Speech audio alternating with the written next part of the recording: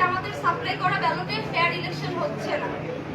তারপরে আপনারা জানেন যে আমরা যে কারণে, যে আশঙ্কার কারণে জামাত নেতার সরবরাহকৃত ওয়েমার মেশিন চাইনি সাধারণ শিক্ষার্থীরা এবং আমরা সবাই মিলে প্রশ্ন তুলেছিলাম এটা বন্ধ করতে হবে এবং প্রশাসন বন্ধ করেছিল, সেই একই জামাত নেতার ব্যালট দিয়ে নির্বাচন কিন্তু গ্রহণ করা হচ্ছে। এরই পরিপ্রেক্ষিতে আমরা দেখেছি একটি হলে যে ব্যালট পেপার আছে সেই ব্যালট পেপারের মধ্যে কার্যকরী সদস্যদের 3 জন ভোট দেওয়ার কথা, কিন্তু সেখানে লেখা আছে একজনকে ভোট দিন। তাহলে এই ব্যালট পেপারের মধ্যে পার্থক্যটা কেন থাকবে যদি ব্যালট পেপারে কোনো অসঙ্গতি না থাকে?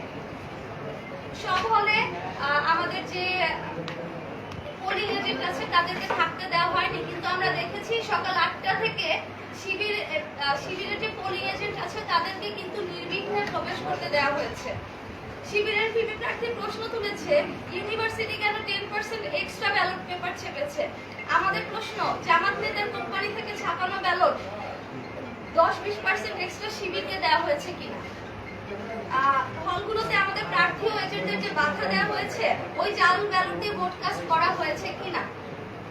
আমরা লক্ষ্য করেছি মেয়েদের হলগুলোতে আইডি কার্ড চেঞ্জ করে করে একই মেয়ে বারবার ভোট দিতে গিয়েছে, কিন্তু প্রশাসন সেক্ষেত্রে নীরব থেকেছে। আমাদের যারা ক্যান্ডিডেট আছি তাদের বিরুদ্ধে শিবিরপন্থী সাংবাদিকরাও কিন্তু খুব মিসবিহেভ করেছে, মব সৃষ্টির চেষ্টা করেছে।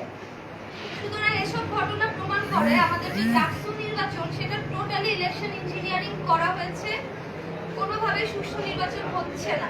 এটা একটা পরিপূর্ণ কারচুপির নির্বাচন, প্রহসনের নির্বাচন। আমরা দাবি করেছিলাম জামাত নেতার ছাপানো ব্যালট বাদ দিয়ে নির্বাচন করতে।